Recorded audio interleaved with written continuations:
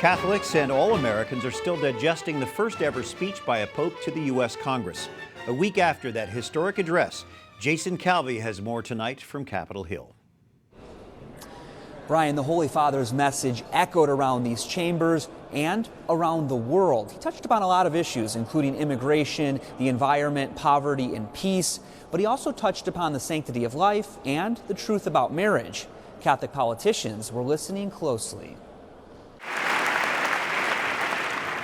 The Golden Rule also reminds us of our responsibility to protect and defend human life at every stage of its development. The Holy Father addressing life and marriage in a historic speech to the United States Congress. Fundamental relations have been called into question. Republican presidential candidate Rick Santorum says the Pope's tone is attracting new listeners.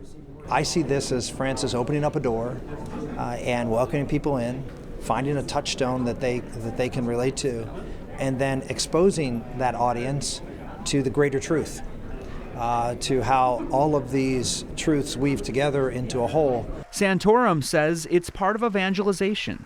The first part of evangelization is a discussion, is a curiosity. And I think what Pope Francis has done is created the curiosity. And that's a beautiful thing. Kansas Governor Sam Brownback says it's a strategy that's working. I think he's really trying to broaden the dialogue and get more people to listen, and he's getting more people to listen, but he hasn't changed on what these core issues are. The Pope says it's his duty to build bridges and to help others do the same.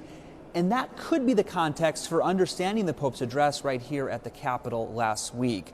It's often his actions that speak even more powerfully than his words. Right after speaking to the powerful here, he visited the poor at Catholic Charities. Brian? Thank you, Jason Calvi on Capitol Hill tonight.